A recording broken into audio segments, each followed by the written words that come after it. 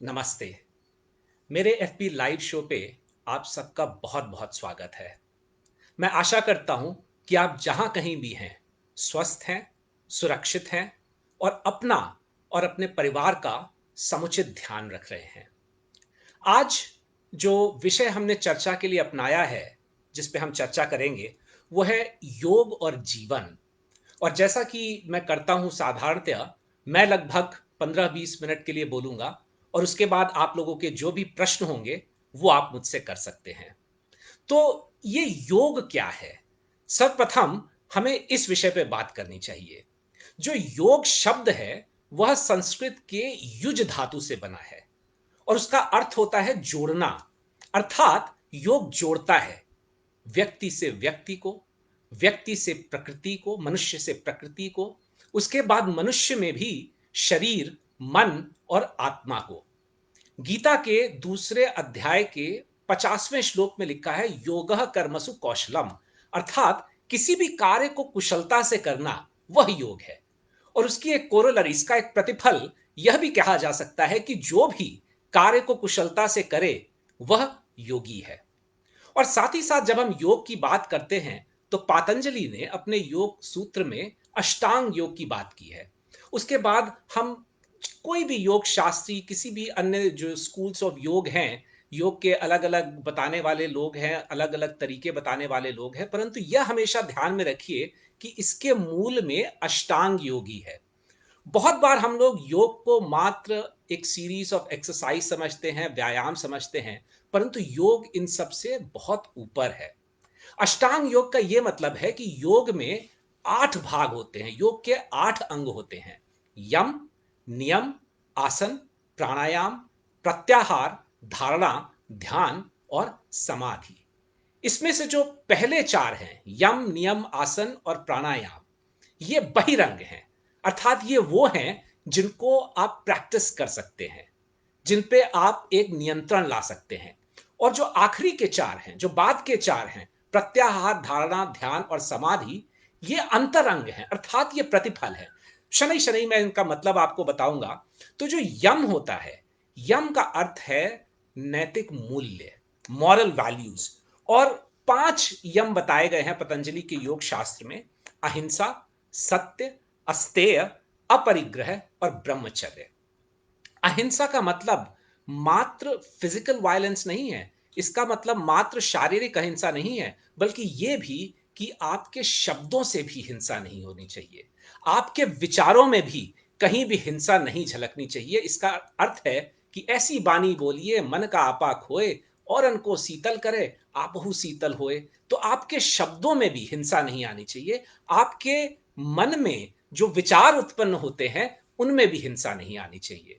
तो ये तो हुआ अहिंसा। दूसरा है सत्य। अब सत्य को लेकर के काफी सारे दार्शनिकों ने अलग अलग बातें कही हैं, लेकिन सत्य को जो भारतीय दर्शन ने देखा है उसने कहा मनसा वाचा कर्मणा। अर्थात सत्य का अर्थ यह है कि जो आप सोचें वही आप बोलें, और जो आप बोलें वही आप करें। अर्थात आपके विचार, आपके विचारों को जब आप वर्णन करते हैं, अर्थात आपकी बोली, और जो आपके कृत हैं, इन तीनों में ही एक समानता होनी चाहिए। तो ये तो हुआ सत्य। तीसरा है अस्तेय। अस्तेय अर्थात चोरी ना करना, जो आपका नहीं है उसको ना लेना।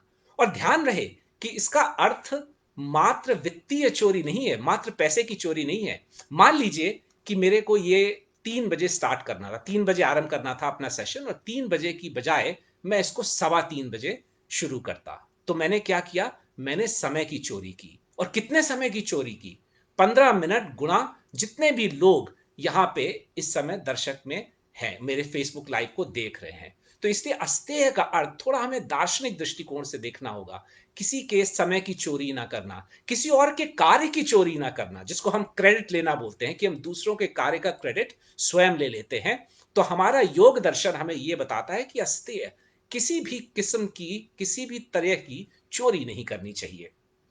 अपरिग्रह मतलब ये ना सोचना कि ये हमारा है, नॉन कवेटसनेस, किसी भी चीज के प्रति एक इच्छा ना वैसी करना कि हमको ये चाहिए, एक अटैचमेंट नहीं होना चाहिए। और इसके लिए हमें निष्काम कर्म की ओर जाना चाहिए। तो अपरिग्रह का मतलब हमेशा यह ध्यान रखिए कि कोई भी वस्तु जिसको आप समझ रहे हैं कि ये आपकी है, सदा ध्यान रखिए कि वो कल किसी और की थी और आने वाले कल में किसी और की हो जाएगी। इसलिए वस्तुओं के प्रति आपका कोई अटैचमेंट नहीं होना चाहिए। यह होता है अपरिग्रह। और अंतोगत्वा ब्रह्मचर्य। ब्रह्मचर्य का यह मतलब है कि जो आपकी ऊर्जा है, जो आपके अंतःकरण की शक्ति है, उसको नियंत्रण में रखिए, उसको व्यर्थ मत करिए। इसको एक दार्शनिक दृष्टिकोण से देखना चाहिए, ना कि मात्र एक बड़े लघु दृष्टिकोण से। दार्शनिक दृष्टिकोण ब्रह्मचर्य का यही है कि आप जिस भी काम में लगे हुए हैं, उस काम को अपनी पूरी ऊर्जा दीजिए, उस काम को अपनी पूरी शक्ति दीजिए। तो ये तो हुआ यम, अर्थात नैतिक मूल्य। दूसरा है नियम। और नियम का अर्थ है अनुशासन, कि कौन सी वो चीजें हैं जो हमें अनुशासनात्मक तरीके से करनी चाहिए। और इसमें भी 5 तरह के नियम बताए हैं योग शास्त्र में। पहला नियम है शौच, फिर संतोष, फिर तप, फिर स्वाध्याय, और फिर ईश्वर प्राणिधान। शौच का मतलब कि हमें ना सिर्फ अपने मन को शांत रखना चाहिए, बल्कि हमें अपने शरीर को भी स्वस्थ रखना चाहिए। और यहां पे बहुत लोग सोचते हैं कि स्वस्थ का क्या तात्पर्य हुआ। स्वस्थ का तात्पर्य ये कि क्या मेरे मांसपेशियां हो, मेरी मसल्स हो, मैं बॉडी बिल्डिंग करूं? नहीं। स्वस्थ का यदि हम संधि विच्छेद करेंगे तो स्वस्थ, स्व मतलब सेल्फ, स्थ मतलब स्थिर। निज को, स्वयं को स्थिर रखना, इसको बोलते हैं स्वस्थ होना। और इसीलिए हमारे शास्त्रों में कहा गया है कि स्वस्थ शरीर में ही स्वस्थ मस्तिष्क का वास हो सकता है। अर्थात यदि आपका शरीर स्थिर है, तो उस स्थिर शरीर में ही एक स्थिर मस्तिष्क निवास कर सकता है। इसलिए अपने आप को स्वस्थ रखना, इसको बोलते हैं शौच, अपने को फिजिकली और मेंटली स्वस्थ रखना और साफ रखना। संतोष, संतोष मतलब धैर्य। हमेशा यह ध्यान रखिए कि कोई भी निर्णय जो कि धैर्य से नहीं लिया जाता है, जल्दबाजी में लिया जाता है, वो गलत होता है। और बाद में आप देखेंगे कि आसन में भी, जहां हम एक अलग तरह के व्यायाम करते हैं, तो हम प्रयास करते हैं कि जल्दी से हमारी मांसपेशियां बन जाए या जल्दी से हमारे अंदर कुछ शारीरिक बदलाव आ जाए। लेकिन योग हमें सिखाता है कि आसन में भी कभी भी आप अपने आप से जबरदस्ती नहीं करिए। अगर आप पूरा नहीं झुक पा रहे हैं, उतना ही झुकिए जितना आप झुक सकते हैं। यदि आप अपनी श्वास को अधिक देर तक नियंत्रण में नहीं रख रहे हैं, तो जानबूझ करके ज्यादा करने का प्रयास मत करिए, शनै शनै करिए, और धीरे धीरे आपका शरीर आदी हो जाएगा। तो इसलिए योग हमें दार्शनिक दृष्टिकोण से ही बोलता है कि थोड़ा संतोष रखना चाहिए, थोड़ा धैर्य रखना चाहिए, थोड़ा धीरज रखना चाहिए। तीसरा है तप। और तप का अर्थ है परिश्रम। योग हमें समझाता है कि व्यक्ति को हमेशा परिश्रमी रहना चाहिए। कभी कभी हम कोई भी काम आरंभ जब करते हैं, तो बहुत इंटेंसिटी के साथ करते हैं, बहुत जज्बे के साथ करते हैं, लेकिन धीरे धीरे हम ढीले पड़ते जाते हैं। और इसलिए योग शास्त्र हमें सिखाता है कि उद्यमेन ही सिद्ध्यंति कार्याणि न मनोरथई। मात्र परिश्रम से ही कार्यों की सिद्धि होती है, मात्र मनोरथ करने से, सोचने से नहीं। यदि मैं बिस्तर पे बैठा बैठा सोचूं कि अरे आज आसन कर लूंगा, और मन में सोच लूं कि अरे आज मैंने ये आसन किया, आज मैंने वो आसन किया, तो उससे कोई लाभ नहीं होने वाला है। हमें जाकर के वहां आसन करने पड़ेंगे। और इसलिए योग बोलता है कि तप। चौथा चीज स्वाध्याय। एक मनुष्य का मनुष्य योनि में आना तभी सार्थक माना जाएगा यदि मनुष्य अपने आप में निरंतर एक बदलाव, एक सुधार लाता रहे। और यह मैंने हमेशा कहा है कि एक दार्शनिक दृष्टिकोण से आपको यह निश्चित करना चाहिए कि आप कल अपने आप को आज से बेहतर बनाएं। आने वाले कल में आप एक बेहतर व्यक्ति होने चाहिए, और इसके लिए आवश्यक है स्वाध्याय। कुछ ना कुछ हमेशा जीवन में पढ़ते रहिए, अध्ययन करते रहिए, अपने एक्सपीरियंसेस से सीखते रहिए, लेकिन सीखिए अवश्य, क्योंकि यही हमें पशुओं से भिन्न बनाता है। और आखिरी है ईश्वर प्राणिधान। ईश्वर प्राणिधान, यदि आप एक ईश्वर में विश्वास रखते हैं, यदि आप किसी एक सुपर पावर में विश्वास रखते हैं, यदि आप किसी एक नेचर में विश्वास रखते हैं, प्रकृति में विश्वास रखते हैं, जिसमें भी विश्वास रखते हो, याद रखिए कि एक यूनिवर्सल कॉन्शियसनेस होता है, एक वैश्विक अंतःकरण होता है, उसके साथ अपने आप को जोड़िए। कहने का तात्पर्य यह कि अपना जो आप कार्य कर रहे हैं, उसके अलावा आप ये भी देखिए कि आपके आसपास एक सृष्टि है, और उस सृष्टि से भी आप जुड़े हुए हैं। और चूंकि आप उस सृष्टि के भाग हैं, इसलिए उस सृष्टि के प्रति भी आपका थोड़ा उत्तरदायित्व बनता है। और दार्शनिक रूप से ईश्वर प्राणिधान का यही मतलब है। जिस तरह से ये सृष्टि में पेड़ पौधे, अन्य जीव जंतु इत्यादि हैं, और मनुष्य होने के नाते आपका इनसे भी एक नाता है और इनकी तरफ भी एक उत्तरदायित्व है। तो इस बात को समझना कि आप एक सृष्टि के अंग हैं और उस सृष्टि के प्रति आपका उत्तरदायित्व है, यह है ईश्वर प्राणिधान। इसके बाद हम आते हैं उन दोनों पे जो कि दो अंग योग के सबसे ज्यादा फेमस हैं, सबसे ज्यादा प्रसिद्ध हैं, और वो है आसन और प्राणायाम। आसन का मतलब है बैठना, कि आप कैसे किसी भी तरह से अपने शरीर को जीत सके। आसन को काया जीत भी बोलते हैं। और जितने भी योग दार्शनिक हैं वो ये मानेंगे कि आप किसी भी आसन में यदि एक प्रहर तक बैठ सकते हैं, अर्थात 3 घंटे से लेकर 3 घंटे 45 मिनट तक, तो ये मान लीजिए कि आपका वो आसन सिद्ध हो गया। और जो बाकी, जिसको हम हठ योग इत्यादि कहते हैं, जिसमें हम अन्य बहुत तरह के व्यायाम इत्यादि करते हैं, वो सब हम इसलिए करते हैं ताकि हम किसी भी आसन में, चाहे वो वज्रासन हो, चाहे वो सुख आसन हो, चाहे वो पद्मासन हो, चाहे वो योग आसन हो, उसमें हम बैठ सके और बिना विचलित हुए। इवन अगर आप सुखासन में 3 घंटे से लेकर के 3 घंटे 45 मिनट तक सुखासन में बिना विचलित हुए बैठ सकते हैं, तो इसका मतलब आपने उस आसन पे सिद्धि प्राप्त कर ली। और आसन का तात्पर्य है कि अपनी काया के ऊपर जीत हासिल कर लेना। और उसके बाद आता है प्राणायाम। और प्राणायाम का अर्थ है कि हमारी जो श्वास है उसके ऊपर हम एक नियंत्रण ले आए। अब ये याद रखिए कि ये जो हमारी श्वास है, इसमें अपान वायु और प्राण वायु दोनों का चलन होता है। तो जब हम अपने श्वास को नियंत्रण में कर लेते हैं, तो इससे जो हमारे 7 चक्र हैं, जो मूलाधार चक्र, जो कि हमारा स्पाइनल कॉर्ड, जो रीढ़ की हड्डी है, उसके बेस पे होता है। उसके बाद हमारा स्वादिष्ठान, स्वादिष्ठान चक्र, जो कि नाभि के ठीक नीचे होता है। उसके बाद मणिपुर चक्र, जो कि नाभि के ठीक ऊपर होता है। उसके बाद अनाहत चक्र, जो कि छाती के मध्य में होता है। उसके बाद विशुद्ध चक्र, जो कि यहाँ पे हमारे थ्रोट में होता है, हमारे गले में होता है, ग्रीवा में होता है। उसके बाद आज्ञा चक्र, जो कि हमारे मस्तक पे होता है। और सहस्रार चक्र, जो कि यहाँ हमारा जो क्राउन है, जहां पे लोग चोटी बनाते हैं, वहां पे होता है। ये सारे चक्र, इनके बीच में सारा फ्लो जो हमारी प्राण वायु का है वो होने लग जाता है। तो प्राणायाम का ये अर्थ। और याद रखिए कि जब हम कोई क्रिया करते हैं, जैसे कपाल भाती, ये क्रिया है, भस्त्रिका ये क्रिया है, इन क्रियाओं के माध्यम से हम अपने प्राण को नियंत्रण में लाते हैं और इसको बोलते हैं प्राणायाम। अब जैसा कि मैंने बोला कि ये जो पहले 4 थे, यम, नियम, आसन और प्राणायाम, ये तो हुए बाह्य चीजें, अर्थात ये आपके नियंत्रण में है, ये बहिरंग है। और जो आगे की 4 चीजें मैं बताने जा रहा हूं, ये उसके प्रतिफल हैं।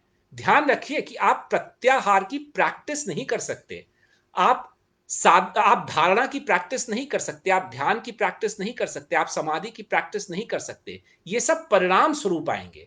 जैसे जैसे आप अपने आप को यम, नियम, आसन और प्राणायाम में पारंगत करते जाएंगे, वैसे वैसे शनै शनै एक एक करके आप इन 4 अंगों पे आते जाएंगे। सबसे पहला इसमें है प्रत्याहार, जो कि योग का 5वां अंग है। और प्रत्याहार का अर्थ है कि ये जो हमारी सेंसरी ऑर्गन्स हैं, घ्राण शक्ति है, सूंघने की शक्ति है, सुनने की शक्ति है, बोलने की शक्ति है, ये सब जो शक्तियां हैं ये हमें जहां ले जाती हैं। ये जो हमारी इंद्रियां हैं, ये हमको भिन्न भिन्न दिशाओं में ले जाने का प्रयास करती हैं। उन इंद्रियों पे नियंत्रण करना, इंद्रिय निग्रह, इंद्रियों पे नियंत्रण करना। और इसके एक दार्शनिक मतलब भी होते हैं। जैसे उदाहरण के तौर पे, कान के सुनने की इंद्रिय पे नियंत्रण होने का मात्र ये मतलब नहीं है कि मैं बुरा नहीं सुनूंगा, पर इसका ये भी मतलब है कि मैं कान का कच्चा नहीं होऊंगा। कान मुझे जहां ले जा रहा है, ये इंद्री मुझे जो ले जा रही है, मैं उसके ऊपर एक नियंत्रण रखूंगा। मैं उससे उसको उसको अपने ऊपर नियंत्रण नहीं करने दूंगा। या जो मेरी घ्राण शक्ति है, सुनने की शक्ति है, मैं उसको भी अपने नियंत्रण में रखूंगा। तो जब आप इंद्रियों को अपने नियंत्रण में रख लेते हैं, तब आप प्रत्याहार पे पहुंच गए होते हैं, प्रत्याहार के अंग पे पहुंच गए होते हैं। और इसके बाद आता है धारणा। धारणा का अर्थ है कि आप जिस भी चीज पे फोकस करना चाहते हैं, जिस भी चीज के ऊपर अपना ध्यान लगाना चाहते हैं, आपको उस चीज के बारे में पता है, वो चीज आपके दिमाग में, जहन में, मस्तिष्क में है। आपको इस प्रक्रिया का भी पता है, प्रक्रिया का भी अनुभव हो रहा है, और आपको अपने शरीर का भी अनुभव हो रहा है, लेकिन आप उस चीज पे कॉन्सेंट्रेट कर पा रहे हैं। इस स्टेज को बोलते हैं धारणा। जो सातवां स्टेज है ध्यान, उसमें आपको प्रक्रिया का पता नहीं चल रहा है, आपको ऑब्जेक्ट का पता चल रहा है, जिसके भी ऊपर आप कॉन्सेंट्रेट ध्यान लगाना चाहते हैं, उस ऑब्जेक्ट का पता चल रहा है, उस वस्तु का पता चल रहा है, उस विषय का पता चल रहा है, आपको अपने शरीर का भी पता चल रहा है, लेकिन इस प्रक्रिया का आभास आपको नहीं हो रहा है। यह प्रक्रिया अनायास और अपने आप ही हो रही है। और जो समाधि, जो आखिरी स्टेज है, वो स्टेज है जब किसी भी चीज का आपको कोई अनुभव नहीं हो रहा है। ना तो आपको ऑब्जेक्ट का अनुभव हो रहा है, उस स्थान का या उस विषय का या उस वस्तु का, ना आपको अपने शरीर का अनुभव हो रहा है, और ना ही आपको इस प्रक्रिया का अनुभव हो रहा है। आप एक आनंदमयी स्टेज पे पहुंच गए हैं जहां आपको सिर्फ आनंद ही आनंद है। तो इसलिए याद रखिए कि जब हम योग की बात करते हैं, तो योग में तीन तरह की चीजों की बात कही गई है: सुख, शांति और आनंद। सुख का अर्थ होता है इंद्रियों का सुख, कि जैसे मुझे बहुत अच्छा भोजन मिला तो मुझे जीवा का सुख मिला, या मैंने कोई बहुत अच्छी परफ्यूम ली तो मुझे अपनी घ्राण शक्ति का, अपनी नासिका का सुख मिला। तो ये इंद्रियों का सुख है। जब हम शांति की बात करते हैं तो इसका मतलब मेरा मन जो है वो स्थिर हो रहा है, स्थिर प्रज्ञ होता जा रहा हूं। और जब हम आनंद की बात करते हैं तो आनंद का अर्थ यह है कि हमारी आत्मा प्रफुल्लित है, हम अंदर से प्रफुल्लित हैं। और अगेन, पुनः मैं आपको यह स्मरण कराना चाहूंगा कि जो पहले चार हैं वो आपके हाथ में है, उनकी आप प्रैक्टिस कर सकते हैं, उनका आप अभ्यास नियमित रूप से कर सकते हैं। और जो बाकी चार हैं, प्रत्याहार, धारणा, ध्यान और समाधि, ये प्रतिफल हैं, ये परिणाम हैं। जैसे जैसे आप पहले चार में पारंगत होते जाएंगे, वैसे वैसे आप इन भिन्न भिन्न स्टेजेस को, इन भिन्न भिन्न स्टेजेस के ऊपर अपना नियंत्रण लगाते जाएंगे। बहुत सारे आपको योग के स्कूल या जो योगी होते हैं वो बोलते हैं कि अगर आप किसी चीज के ऊपर फोकस करने लगिए तो इसका मतलब आप ध्यान लगा रहे हैं। या मेडिटेशन की भी बहुत सारी, ध्यान की बहुत सारी टेक्निक्स, बहुत सारी प्रक्रियाएं लोग बताते हैं। मैं यहां पे ये चीज आप लोगों के सामने साफ रूप से रखना चाहूंगा कि ये ध्यान वो ध्यान नहीं है जिसके विषय में पातंजलि ने अपने अष्टांग योग योग सूत्र में कहा है। ये ध्यान भी आपको लाभ तो देगा ही, क्योंकि आप किसी ऑब्जेक्ट की तरफ देख रहे हैं, परंतु ये ध्यान रखिए, इस बात का हमेशा आप ध्यान रखिए कि जब तक आपने पहले चार यम, नियम, आसन और प्राणायाम, इनके ऊपर पूर्ण नियंत्रण नहीं किया है, यदि अपने आपने अपनी काया को नहीं जीता है, यदि आप एक अनुशासित जीवन नहीं जी रहे हैं, यदि आपने नैतिक मूल्यों को अपने जीवन में नहीं उतारा है, यदि आपने अपने श्वास को नियंत्रण में नहीं किया है, तो ये सब नहीं हो सकता है। आप कुछ कर रहे हैं लेकिन वो ये ध्यान नहीं है जिसके विषय में पातंजलि ने बताया है। और उसी तरह से बहुत सारे लोग आपको संभवतः यह भी बताने का प्रयास करेंगे कि अपने मन को नियंत्रण में रखो, कि अपने मन से विचारों को हटा दो। ध्यान रखिए कि यह असंभव है। आप मन को नियंत्रण में नहीं रख सकते, लेकिन मन को जो गतिशील करता है उसको आप नियंत्रित कर सकते हैं।